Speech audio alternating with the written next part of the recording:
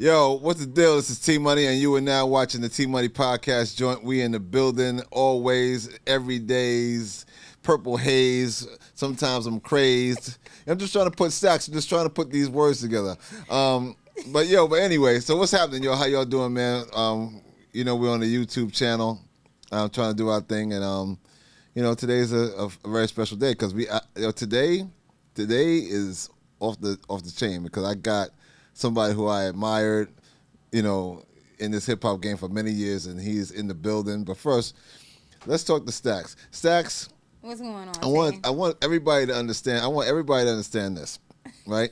Stacks is not only my co-host, right? She's a rap talent, because that's how I met her because she had more bars than a jail cell. You understand? Come on now. So peep that. And then she's an actress. Like, she acts, maybe I should say actor. Isn't actor the proper term? Either. Yeah. Okay, anyway, so she's an actor, right? And so the other day I'm sitting there, at the crib. You be at the crib, right? Just be at the crib. You just be chilling. And so I'm looking through my phone as everybody usually scrolls. Then I see Stacks on the couch with some dude. So I'm like, hold up, what's going on here? Is this real life or this is acting? So it turned out that she was acting in a role. And I just want to say I'm proud of you. You're doing your thing. I'm really proud of you and salute to you. And and I just want the world to know that she is available for work. Yes, I am. And what T is referring to is a series that's on in the Black Network, and it's called The Struggle Love Diaries. Right. So they getting at me because of that situation. If you want to know more, go and check it out. That's right. And for all you youngins, and if you really want to work in the industry and you want to act, you can do it. You can be successful. You can grow up and then you can wear hats like Stacks got on. You can be really successful and you can look very famous. But anyway, moving on. So salute to you, baby. Look is the thing. That's how we doing it. That's how we doing it. And so today we have the great and powerful Kool Keith in the building from the Ultramagnetic MCs. Honored. The legendary. I should even preface my remarks by saying the legendary Kool Keith. Salute, man. What's up, Keith? What's up, man? How you doing there, brother? I'm feeling great. I'm happy to be here. I was here bright and early, Yeah, I know. You got. Hey, he got here. He beat us here? He beat us here. He got here early, super early. I wasn't even here. I was like, "Where's my man doing outside in the rain?" It rained today. Well, it's better to be early than late, they say. And I really so appreciate you being here, bro. Being prompt. So listen. So we gonna get right into it. And we're gonna talk about your music career, but talk to me a little about your life before the records and everything. Before the records, talk to me about where you from. I was a regular kid growing up in the South Bronx. I lived on Anderson Avenue. Then I moved to 170th. Then I moved. I went to PS 53 High Junior Baby School, CES 53. And I grew up in the Bronx as a kid, and when you grew up in the Bronx, was the Bronx like the Bronx is burning? It was burnt. It was burnt up. Yeah, Bronx, man. then. Bronx was crazy. Third Avenue was burnt up. South Bronx was burnt up. 149th and Third was burnt up. I came up in that part, like you said, when the housing was bad and everything was not built up yet. The Bronx was like no place to visit at all. Right. But they had the movie theaters, the Kent and the Luxor. Right. Fordham Road was a place to shop, and Third Avenue was the place to shop. That's when like Woolworths was open. Oh wow. Florsheim and all that stuff. Yeah. So that was it, But that was good for me growing up as a kid, looking at the Bronx. Right, I feel that. And then when you were in school. When I was in school, I went to junior high school at 147. Then I went to Clinton High School. I was, I started dancing before. Okay. I was dancing before. Yeah, I was going to ask you. That's what I was going to say. I was what were your other? Yeah, I danced with New York City Breakers at a dance with Shaq Crew. Okay. It was 119 Yogi and Loose Bruce and Al and Keith and Jesse and Supreme. And so we all danced together and stuff. And I was a dancer before I knew all of what rap was about. I was a stone cold dancer. I used to go to Roxy and dance against, all the Brooklyn crews. What was their name? Lockatron John. I was a stone popular dancer around the Bronx. Listen to me. This is exactly why I do this show. Well, this is one of the reasons. Let's be clear. Because I never knew you were a dancer at all. Yeah. Like that, I never even fathomed. Like, Kool Keith was an actual dancer. I was a dancer. I mean, there've been others who started their rap career as dancers too. I mean, but you was probably one of the originals to do that, correct? Well, we was good. I was good at dancing, so I was, that's when I was dancing when flashing was popular. Everybody else from that era when Cold Crush was out, and I went to school with Kenny Pound and KG, and everybody was, the L Brothers, Theodore, all of them. I was dancing then. I had no part of rap. Right. I ain't even acknowledged rap at that point. I was just dancing. Most of the rappers knew me from dancing. Oh, really? Everybody knew me from dancing. So how'd you make the transition? Like, I went to school with Clinton. When I was going to Clinton, I went to school. Basically, I ended up having a singer I was hanging out with. This dude that used to sing real good R&B. I was hanging with him, but me and him was gonna be. I thought we was gonna be / rap and singer kind of duet. But then I went to this place. He took me over to this place in the Bronx on Webster. It was called Mastermind Productions, which was originally Boogie Down Productions. Oh wow! Yeah. So Mastermind ended up to be a short story of. I went to school with Sad, but I didn't know Sad lived there. So I went to the house, and when I got home, Sad came home too. And I said, "You live here?" "Oh yeah." But his brother had a lot of equipment. Right. Patrick had all equipment. Was the backer behind Boogie Down Productions and Ultramagnetic before it started. Before I even became Ultramagnetic, Pat had all kinds of equipment called Mastermind Productions. Oh, okay. So he was producing songs at the time. Yeah, he was a singer. He had a group. Like kind of like Jodeci and 112. What were they to love or something? That was their name, and he put his career on hold because me and Sad came home, and what happened was we ended up doing a solo deal, which I wanted to be a solo artist, and he said, "Well, you know what, you and Sad should come out together as a group until you get a deal to do a solo album," which is people thought I wanted to get away from the group.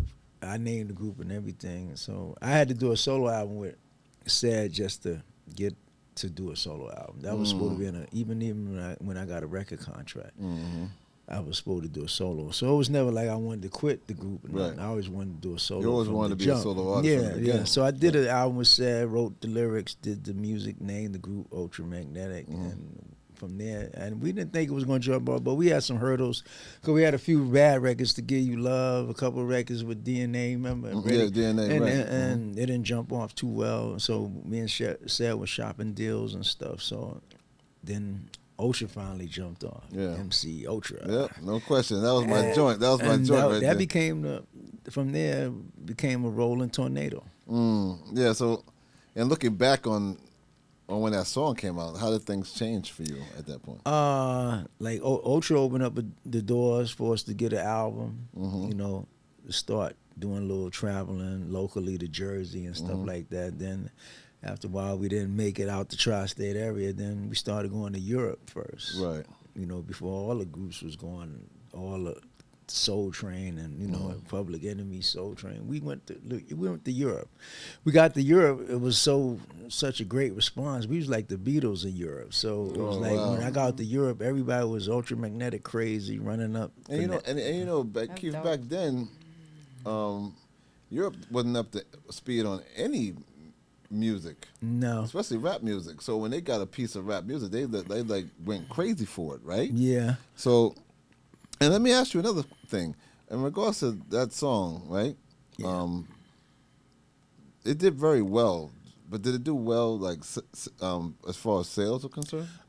Eagle Trippin' did a great number of units. Did it sell gold or no? I don't know to this day. It might be, as of now, it is. It should be, right. But back then, it was just a tri-state record. Then it got popular.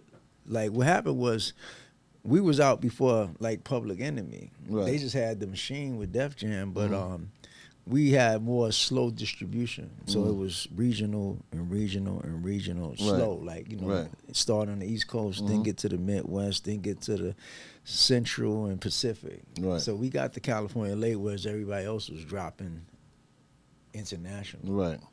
So for slow growth, it became big though.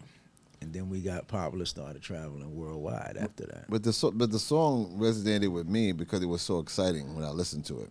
You know what I mean? It just was, and it had all the elements that you would, because myself and Dr. Dre, my television partner, Dr. Dre, we DJ'd. So when we played the song, it gave us an element of excitement because it was so dope, and the lyrical content. I remember when I was playing it too. I used to watch MTV. Yeah. Raps, and it come on. You hear it in there. I play it in the segments and stuff like man. That's when, like you said, we even came on the show one time. Yeah, you guys did.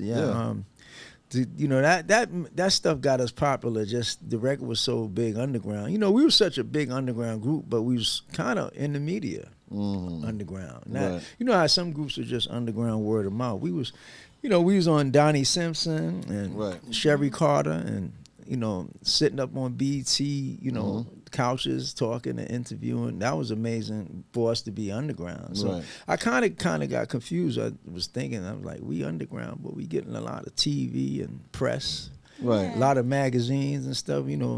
So what was the label's position as it relates to that? Because you guys were doing. Listen to me. As a group at that time, because groups were the thing. You guys were bumping heads with all the big groups, so you were part of that whole energy. So what was the label's position as it relates to your? I think the label was kind of not knowing what they had, basically. With Eddie, he had Salt and Pepper, but they were more commercial, so he was more into to their stuff more. But our stuff was more selling without a lot of radio and stuff like that. We didn't need a lot of radio, and we sold by word of mouth in the streets. Because back then, even videos wasn't popular. People used to see me in the street and be like, they used to call me MC Botron. So I used to be like, how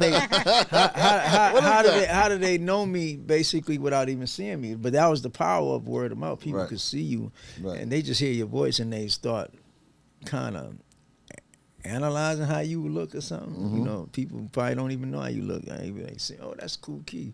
I could tell his voice. He looked like that person. So that's was the thing. Imaging probably was just street imaging. Just taking pictures in the street. But a lot of people had press and Word Up and Right On magazine. Right On. We didn't have all that stuff. We just word of mouth, and like you said, probably going to a lot of stuff. With KR.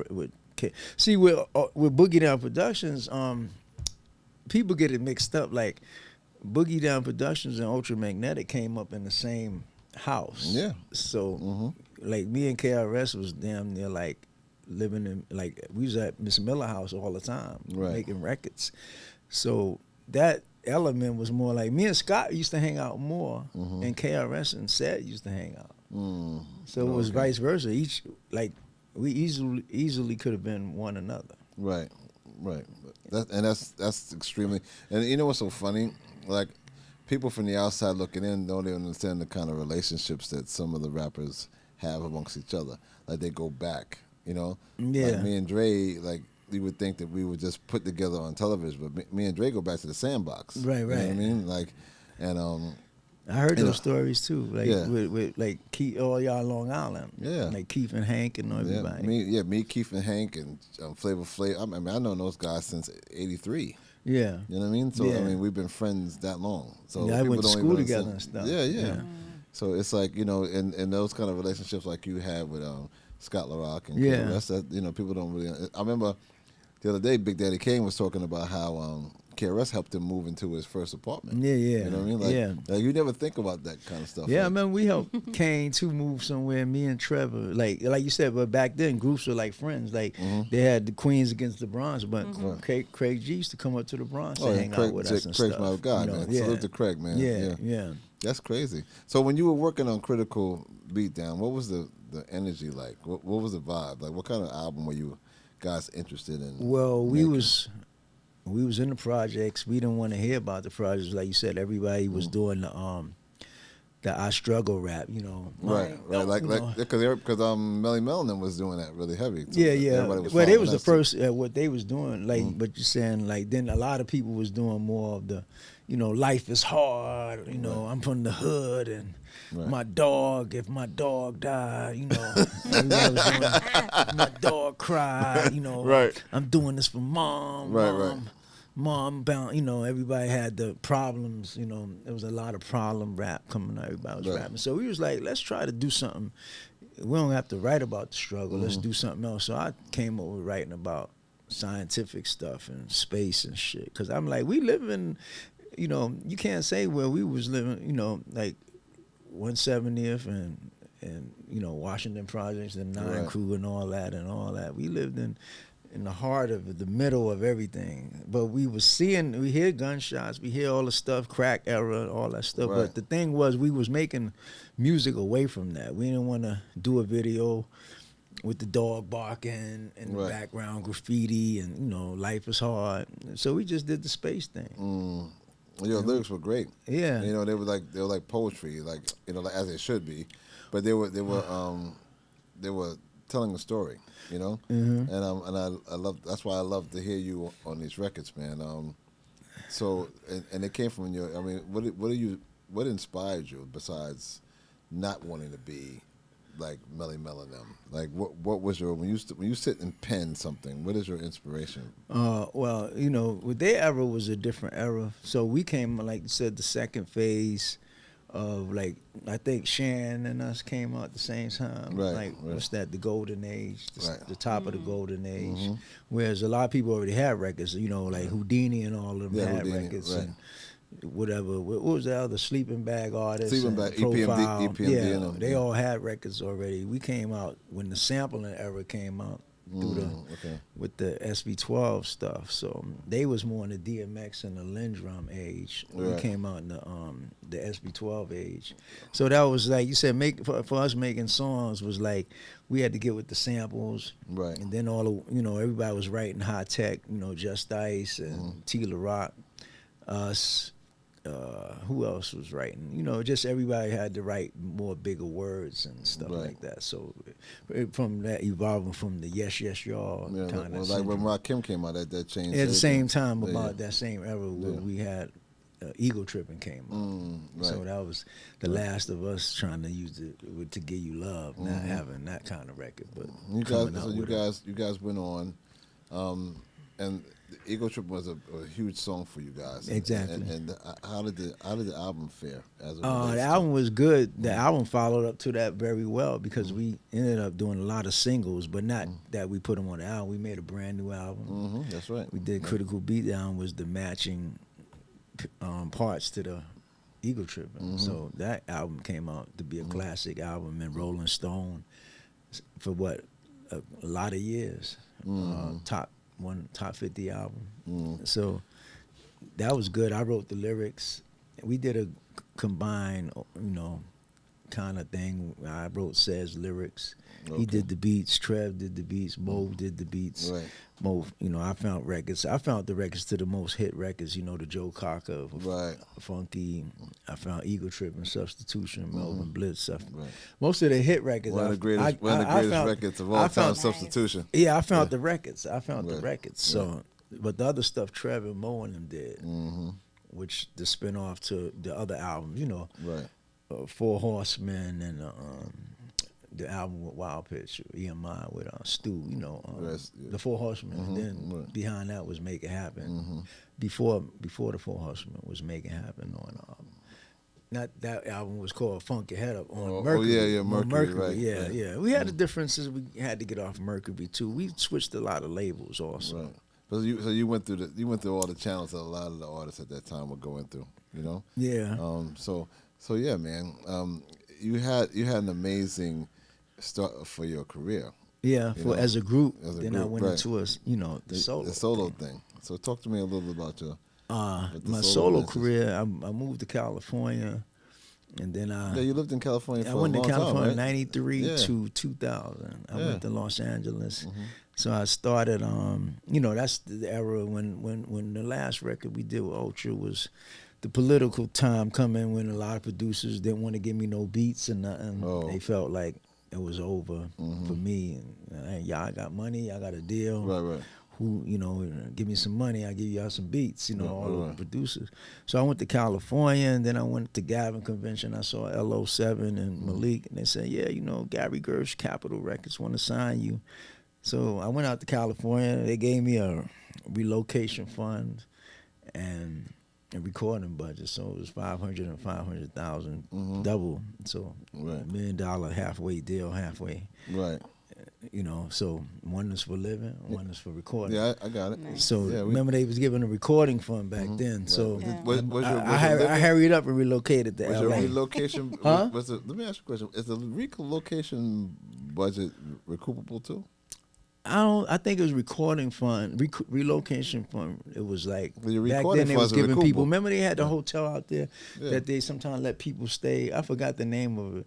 They used to let artists stay, but I didn't have to stay. I bought an apartment. I had 2 apartments. What was that place they used to rent for artists out in L.A.? They let them stay there. I'm not too sure. They charge them. The name will come to me soon. It wasn't the Mondrian. It wasn't. It was another kind of hotel. It wasn't they take Hotel out Nico. budget. It wasn't that fancy. Probably it was in Burbank. Oh, it was in Burbank, not in Hollywood. It was a hotel that they let artists stay and they give a furnished apartment. But I didn't have that kind of deal. They gave me the deal where I can stay in L.A. Right. Okay. And move into a whole. Okay, that's better. So they believed in your brand. Yeah. So that was the first type of deal I heard of that with Capitol. You know, and I was excited. The records around it. And I'm like, I'm out in California now. Hollywood sign right behind me. I did not move far away from Hollywood. I stayed in Hollywood. Okay. And that time was the underground scene, the Project Blow and all that. Right. So when I came out there, I became like the king of the underground stuff because people was like, you coming to Project Blow and rap and freestyle. At that time, with the money I was having, I was like, I felt I was going up to the clubs with Shaq and the Chicago Bulls. So I'm hanging up at Bar One and all them places, the fancy places. Right. I'm standing next to Scottie Pippen drinking Coke. That's right. Yo, I'm doing it. That's right. Because I'm like, I already did the underground scene here. Right. You know, you already did, open mic here. And I'm not going to move to California. So you try to tell me it's time to do Top Shelf where you at now. He's like, oh, no, I'm not doing underground right now. I'm doing top. Well, what it was, why would I? I was like, I'm not going to go out there and act underground. I went out there to live it to the fullest. So I was like, I'm in L.A., I get a chance to go to clubs. I'm standing next to the Lakers. I'm chilling now. Like that's what the point was. Like everybody when they box, play basketball, rap, they have some point of success. A height to it. So that's what I felt. That was my accomplishment. Right. That's what everybody wanted to rap for. Whatever they do. To reach that level of success. Right. Yeah, my level of success. I was shopping. Buying suits every day, nice suits. Now, speaking of suits and style, one of the things that everybody knows you for is for your eyewear. So what influenced the eyewear? Because you always have on a dope kind of pair crazy of glasses. Yeah. I always like, that's your thing. Well, June Ambrose told me one time, when we used to go shopping, she's a stylist. Shout out to June Ambrose. That's my people. So she said, Keith, you are good at picking your clothes out. Like, I don't have to pick your clothes out. I mean, because she took Sad on us to buy stuff, but she had to help them find stuff. She always told me, like, Keith, you're very good at picking out your stuff. So that was a good compliment. That's an indication that you know what you were doing. The number one stylist in the world. Right. So I'm like, after that, I became a shopper, going to pick out my own clothes. Because like you said, some artists don't know how to pick out their clothes. Yeah. They buy crazy shit. Right, they have no idea what to pick out for themselves. They just put on anything. Because they don't know themselves, really. They don't know what looks good on them. So I would shop and buy all kinds of stuff. I would spend my money on clothes, and I just liked to shop. I would stay in the mall to 9 to 5 and just look at stuff and put it together. Right. Say I want to wear this on my next album cover. I want to wear this in my video. Right. I even sometimes give the girls what they should put on, what they should wear, with the hat, what kind of color hair, whatever. Right. But I was always coordinated in my whole thing as a whole, music and video and myself. But, even with my groups, even when I travel with people in my groups and stuff, I try to tell them what to get, what to wear, what looks look good on them. They don't listen to me. They be hard-headed. You be like, yo, that hat look dope on you.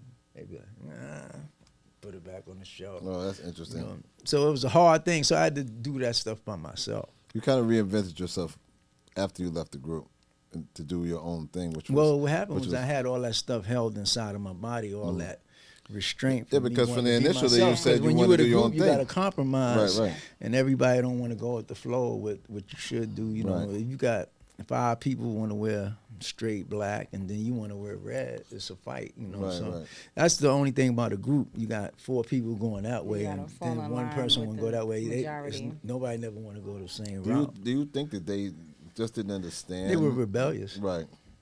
Rebellious. That answered my question. So they were just being rebellious to it, right? They were just rebellious, just all the time. But I mean, like you said, then you got to go their way because you're like, I can't compromise to get them to go this way. So that's one thing about groups is like it's a constant inside fight. Right. That's why you see a lot of groups break up. Like they just can't. You can't get the decision of everybody to go one way. They everybody flips on you. Right. So that's interesting. So talk to me about this. So how do you feel? Cause we were having a conversation earlier in regards to today's industry.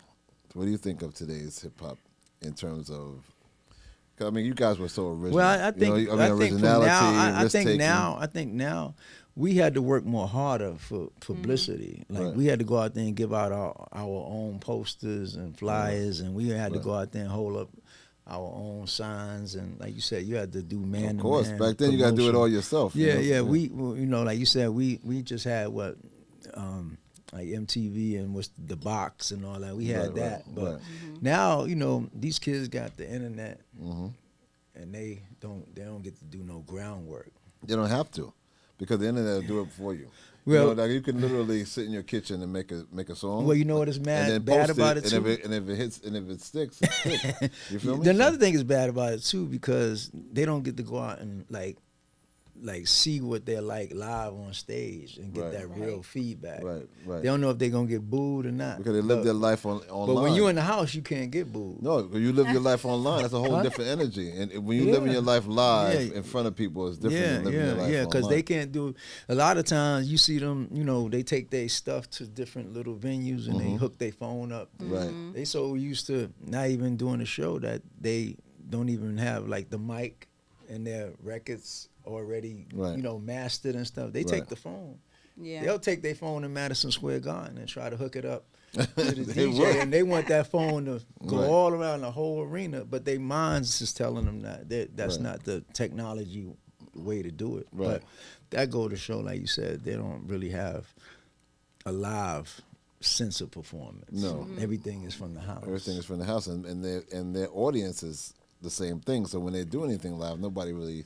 I mean, you can have 10 million followers, right? And they're all inside, online, right inside. They don't come outside. They don't come outside. Yeah. So now when you go in front of a crowd of people, it's like, okay, this guy's popular someplace. People just looking at him he's popular, he's popular in a whole nother stratosphere. Yeah, it's not even like real life. You know what I mean? Yeah. So he's popular online.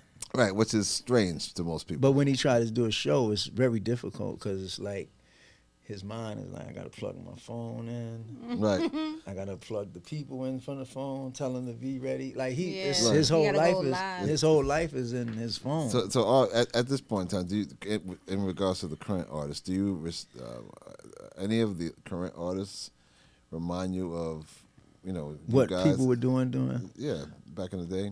I mean, I don't think they understand the struggle part of it though. They don't understand like the hard work ethic of it.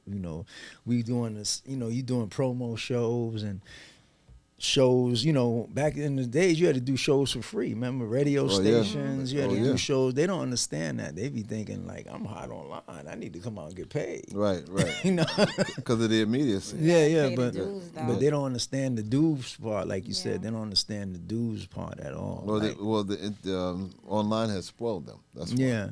It's just because they don't feel that they have to, because it can happen so fast. And you know what else too?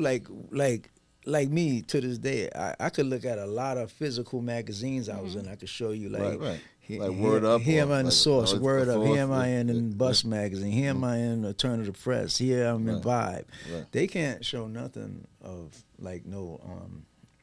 They have no like accomplishment. They have to go to Google. They don't have because they got to go to Google to find it. Yeah, they have like a Google. Because that would require them to have that work ethic. That would require them to have that hustle. That would require them to sacrifice. Right. And to do all these things that in their world it doesn't. But in their world, necessary. You know, it's funny. In their world, they feel more bigger than like say Michael Jackson and Prince. Right. They were television stars. They were, you know, Prince was television and TV and movies and everything. Right. A lot of these stars, they just internet. They just on the internet, like you said, TikTok. Right. That's not a star, really, though. No, that's not. You didn't see Dinah Ross make it with TikTok. No, never. She had to grind too. She did. She did free shows too. Dinah Ross. Like you don't. You know, imagine you seeing the Supremes on TikTok, like stuff like real legitimate artists that stand to this day. You know, James Brown. You didn't see because they put the work in. And keep in mind, if you get it that easy, you can leave just as fast. Right. So that's a concept that most of them don't wrap their mind around. They have no idea. Well, those fans too, they're not gonna stay with you that long. They're not gonna stay with you that long because as soon as the next sensation comes, they will immediately jump on your tip, and they will immediately jump on the next person's tip and leave you here. Yeah. Because there is no longevity in what you're doing. Well, no loyalty either. Not at all. Nah. Not at all. So no respect or loyalty. Right. So it's very interesting, Keith, man, and I'm glad you're here. And I'm glad. And Ultramagnetic was an amazing time, you know, in my early career. I used to love listening to Ego Tripping, especially. That was my joint. You know what I mean? So, but peep this. So now, as it relates to your career, what can we look forward to? Because I know you're an amazing writer. Have you? I know you were writing songs before. Have you been writing? I've been writing, doing stuff, and you know, I still get features. I still write on people's stuff. Sometimes a lot of artists call me to do a whole album. Right.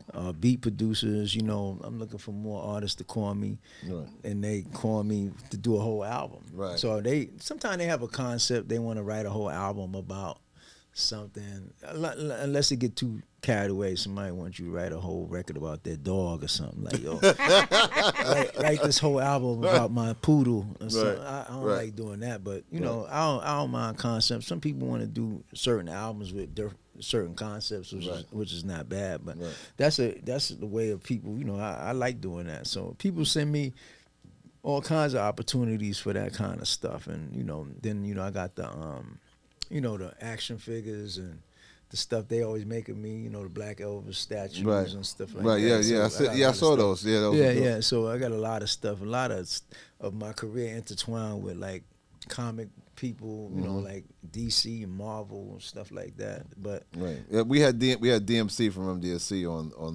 on the show. Yeah, and you know DMC he's heavy in the comic books. Yeah, he has his own comic. Oh books. Yeah. That's the same way the fan base with mine is more like.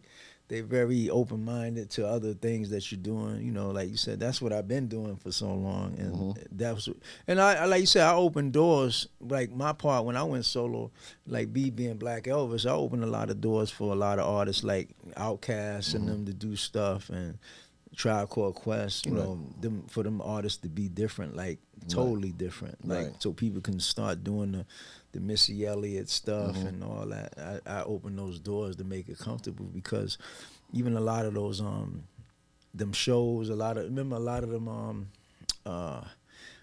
those shows that, you know, festivals and stuff. I was the first black rapper doing them festivals. Right. I remember when rappers couldn't even do those festivals. You know, festivals that, you know, Woodstock and all those things, and Warped Tour and Rolling Loud. I was the first one doing them things. Now you see the average Joe on them because they doing it because the artist is more commercial. Right. Or they the hottest thing. Oh, we can pack the venue now. But back then they had real live artists packing those festivals, not no watered down artists, you know, not somebody already commercial. That's why a lot of them things got kind of diluted and watered down, because people went to those festivals to see real pure artists. But now they just throwing anybody. Because they just all, at the end of the day, it comes down to dollars and cents. They just making money now. But before, they would never take none of those groups. They was hard, pure groups you never heard of that could sell out a stadium without even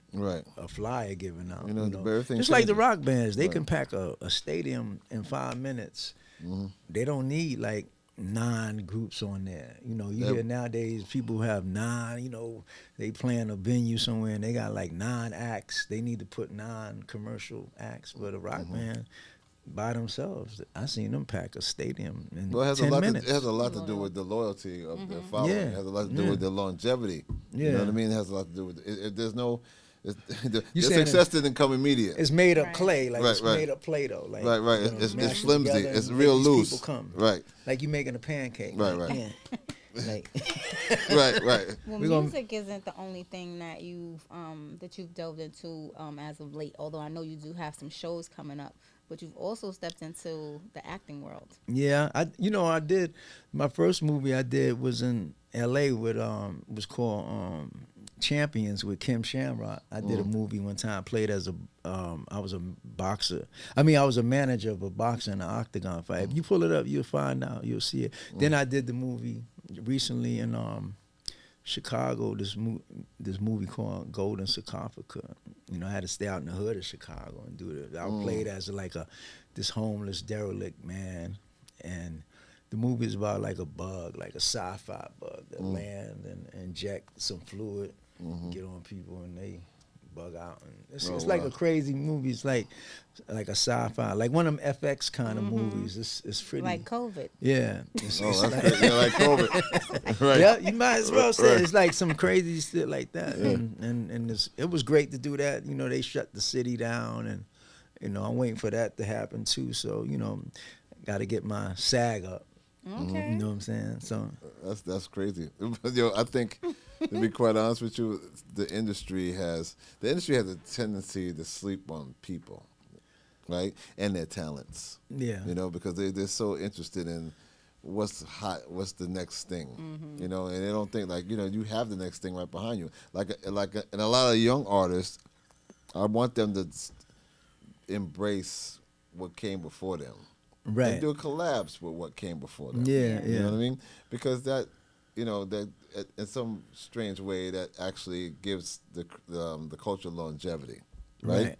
So like somebody like I don't know, somebody like Glorilla or something doing something with Kool Keith as a song. Right. How big? That's big. You know what I mean? Dope. And people don't even look at it that way. They think that that's not official, but that's dope. You know? Is. Because not only are you getting your audience, because you already have your audience, now you're getting a whole new audience that was here before you were even able to rap. Right. First. You know what I mean? So. Well, you know what I really don't like too sometimes, like you said, even most of the collabs are predictable most of the time. Like they are predictable. They mostly predictable, but like you said, a lot of times I think it's you know why it's like that? Why? Because they want to be safe. Just in case it don't work, somebody can save their job. You know what I'm saying? Right. You know, so, but you don't want to think outside the box too much because that's you too have to step dangerous. outside the box. Yeah. But they're scared of that.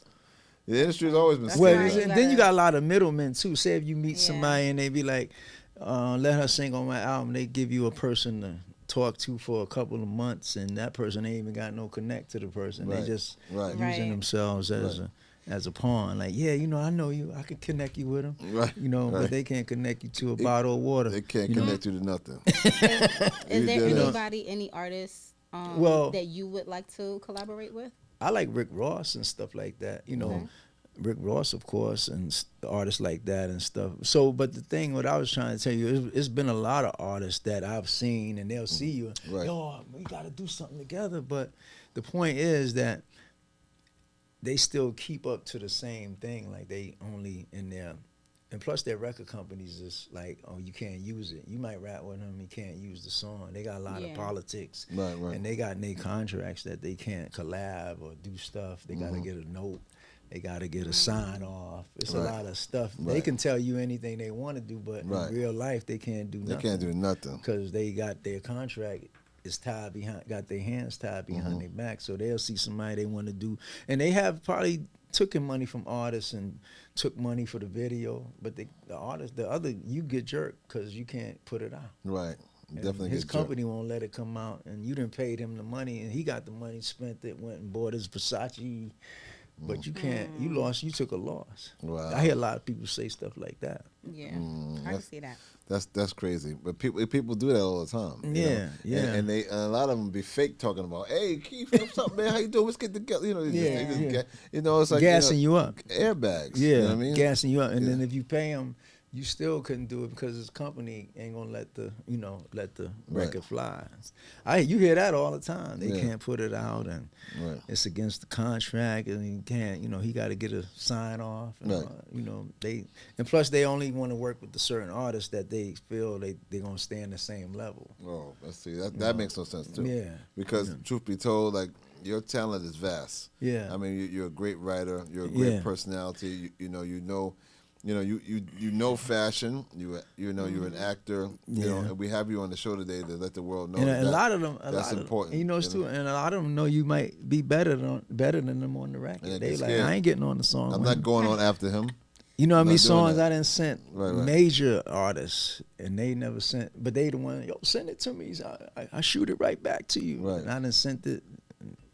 Went ghost. And they scared. Because you still got it. Yeah. What is one of the things that, like when you get that call to, like, go to Japan or to go to Europe, like, what is that feeling? Is that feeling still the same, when you step out to perform? Well, now I'm more cautious of what they trying to do, what makes it worth it. Like, are they flying me first class? Is the right hotels? Are they going, are they still think you're in the 80s where you might go out there and they put you in a box? Because sometimes you got to watch cities. Sometimes they might think you're home, you're not doing nothing. They be like, we can send you out in a cargo plane. Throw you a bone, yeah. But a lot of stuff is still part of your writer, back in the days though. You was more anxious and happy, but now you feel good still, but you feel more like let me be careful. You're cautiously optimistic, right? Yeah, let me see. Let me go over this. Where airline we on? Like, Where airline we on? When we land? And where am I staying? Where am I really staying? Yeah, where am I really staying? Because I found out in other cities, they look at the underground and people out here, which I used to get mad. I'm glad I flew over to these places to discover. They got the same Soho and fancy cars, fancy hotels. Because when I used to go to Europe, and I used to be like, we might stay in a hotel, was pretty decent, but then I used to be like, they be like, another artist be staying in there, you be going around the corner, you see the Regency. I'm like, they got the Regency out here. They didn't tell us that, but you got to look at those things too, because every city you go to Australia, they got the high class part where you should be staying, and they got the low shit. You know what I'm saying? So that's another thing too. By me walking around, when I get to cities, I be like discovering stuff. I'm like, Marietta. That's right. Oh, y'all got the we got the. You do have the Ritz Carlton over here. You do have nice hotels. So you can't tell me that on the phone when I'm talking. Like, so that's why a lot of people don't go. They just fly out there blind. Right. And they take you, you stay in some stuff, you be like, what is this room? What's this kind of hotel? Right, because you wouldn't normally say that. Yeah, but I do research and stuff. Right. Because they don't want you to know that either. No, they want to keep that. They want to keep that hidden. They figure what you don't know won't hurt you. Like, right. So that's how when I take calls now, I'm like more, okay, I know everything now. Right. Like, all right, okay, you want to put me on continental business class? You want to, okay, the Ritz Carlton when I get off, who picking me up? Nobody gonna pick me up in a Volkswagen, right? You know what I'm saying? All that stuff, because sometimes they try it, they will try it. Right. Yeah, I've been in a couple of those. Yeah. You know what I'm talking about. That's why I'm saying. And it's too far to travel. Yeah. It's too far to travel to bullshit. Yeah. We can stay here and get that for free. Yeah, you don't gonna get off no flight 17 hours. Yeah. Then you got bullshit waiting for you. Yeah. Right. So let me ask you, what's next for you, brother? Talk to us about that. Well, I keep going back to the groups here and there, but I don't. They in a certain kind of pace. Yeah, we still perform sometimes, but I mostly do solo stuff. Right. I still produce and mess with other artists and stuff like that, and go to studio. I make beats and stuff and program, but I still travel to do music and stay in the studio all the time. Stay sharp and write. Right. But like as far as me, you can't lead a dead horse to the water, so you can't. Right. I can't fight them all the time. Right. You gotta do what you gotta I do, could be man. cold and say I don't never want to mess with y'all. Sometimes I reach my hand out. Right. You know what I'm saying? You know, I got artists. You know, I take them on the road with me sometimes, like you said. And you want people to treat you nice and pay you good. Like I've paid many artists and stuff like that, but it's like your mom used to do back in the day. She give you good money from that she worked from. You know, I'm not gonna pay you a lot of money to go buy karate shoes. Cause that's gonna make you look bad. Right. People like, yo, Keith got you wearing karate shoes. I don't have you hanging with me to buy karate shoes. Right. You pay people good money and stuff when they with you. They supposed to you looking for them to buy something decent. Like, yo, I bought some Jordans. I got a new, you know. And that's when I see stuff like that, I pull back. Right. I'm giving you money, you're going to buy karate shoes. I can't. Yeah, okay. I hear you. I hear you. You know, because you're fooling people. Right. I'm not going to buy karate shoes either. How about that? Yeah. Me neither. I don't want no karate shoes. So listen, You know what I'm saying? today we were drinking Brooklyn Blue. Yes, Brooklyn Blue. Yeah. This premix cocktail is made with Puerto Rican rum, coconut rum cream, and fresh pineapple. Best served over ice, and you must be 21 to enjoy. Hey, give it a follow at BrooklynBlueCafe.creative, and Brooklyn will be spelled BKLYN, BlueCafe.creative. Follow on Instagram and find out how you can get this blue bottle. That's right. It's very official, man. You know, it does me very well. Thanks very much. Salute to Aaron and the whole Brooklyn Blue crew. Keith, thank you so much for being here today, brother. Thank y'all so much. You are the man. Keith. You know what I mean? Appreciate that so much. You are the man. Thank you so much, man. Yo, this is the T Money Podcast joint. My co-host Stax Cadero and my man 50 Grand Doc Ock in the building. Woo! Good seeing you, bro. You know what I mean? Thanks so much, Kool man. Keith in the house, Appreciate ladies that. and gentlemen. We out of here. Peace, two fingers.